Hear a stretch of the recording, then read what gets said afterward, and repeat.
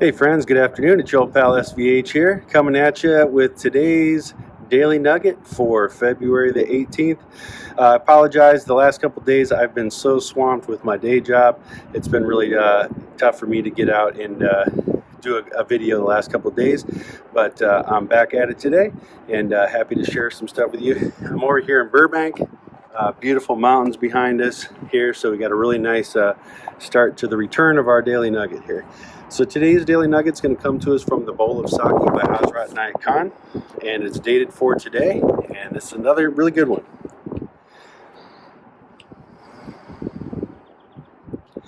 He who expects to change the world will be disappointed. He must change his view. When this is done, then tolerance will come. Forgiveness will come, and there will be nothing he cannot bear. He who expects to change the world will be disappointed. He must change his view. When this is done, then tolerance will come, forgiveness will come, and there will be nothing he cannot bear. So, I mean, this says a whole lot in it, and it's a longer one, and there's definitely a couple of different nuggets of wisdom in here in this particular phrase. But really, what it says to me is it's about learning to change our viewpoint, right? We've been so conditioned, we've been so put into certain compartmentalized ideals about life, about religion, about right and wrong, about schooling, education, everything in our lives has been handed to us in a certain way, right? And right now we're in a place where we all want change. We all want some sort of change, right? Because we've been locked up for a year. We've been put in this position where we have to walk around with a face diaper on all the time. Limited contact with our loved ones and people. And just the act of going outside and sitting at a restaurant or sitting inside a restaurant and mingling with friends or family is just is like almost taboo anymore. So with all these things, of course, we're trying to change the world, right? We want to make this change in the world. But the only thing we can really do is change ourselves.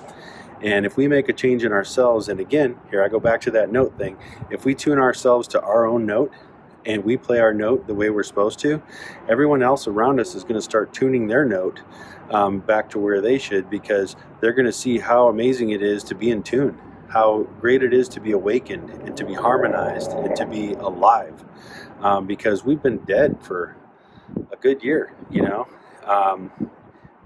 slowly, little by little, cutting off life, life sources and life forces and ways to communicate and ways to expand our lives by, being in contact with others and having time to really reflect and share and teach and grow and learn. All that's been squashed, in so many ways. So it's great that we have these platforms, where we can come online and we can share video content. And, I'm grateful for every one of you that gets on here and actually listens to these every day and checks them out. It really means a lot.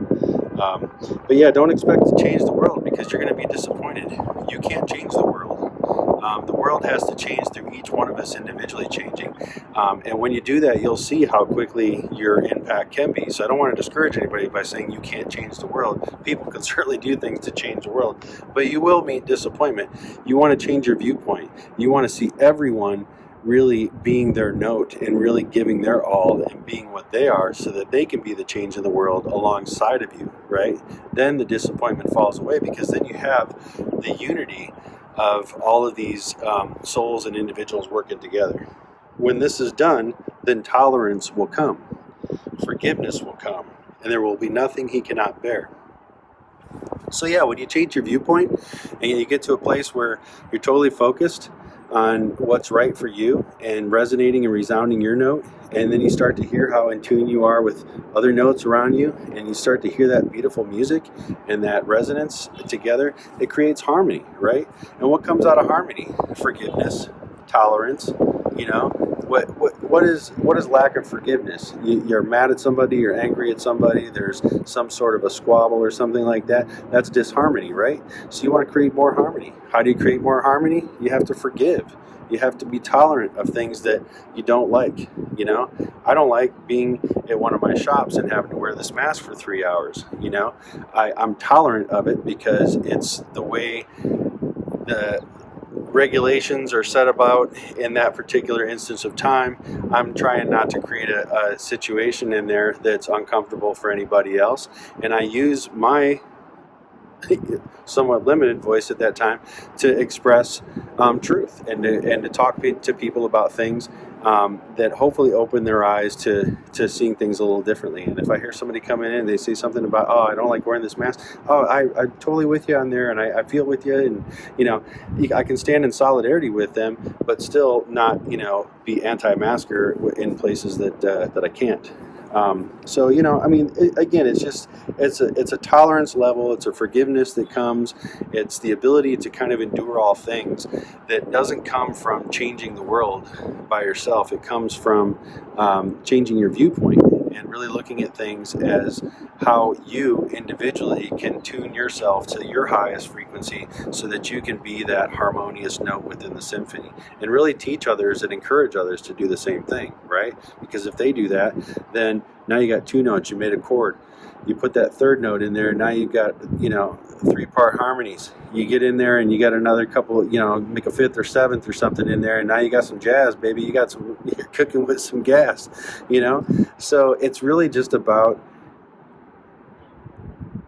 changing our viewpoint, changing the way that we see things, being awake, being alive, being conscious, opening our eyes to what might be possible.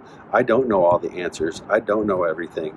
I see all these things that some people see as conspiracy theories, and I say, those could actually be very much true. But I don't know. I'm not going to stand around and say, well, this is the way it is, you know, but I'm open to experiencing the knowledge or the concepts or the ideas of both sides of an argument, because that's what's going to give you the full view, the full picture, you know, of everything. You know, imagine if you're an eagle and you're flying around over here, you're seeing everything on that mountaintop. But if you're just sitting on this ledge over here, you're only seeing what's right around in this area. It's having that bird's eye view, that elevated view, that higher level of consciousness that really takes you to a whole nother experience of being. So, yeah, I think that's what I mainly get out of this. I could go on a long time about it, but yeah, I just want to give a few thoughts on today's Daily Nugget. Again, I want to appreciate everybody checking these out. If you're watching this on one of the super channels, make sure you like, subscribe, and hit the button down there. If you are on the super channel, hop over to my channel. It's youtube.com/thesvh. Hit the like and subscribe button and the little ding there button notifier there to let you know when something's coming up. And if you're already watching this on my channel, do the same, and share this with your friends. Share this with someone else who might enjoy the Daily Nugget, because the more we can spread information, knowledge, wisdom, and spiritual truth, the more we can wake up different people's viewpoints to where we all come into this and really change the world through our collective consciousness and the unity of mankind. All right. Thank you, folks. Blessings. Have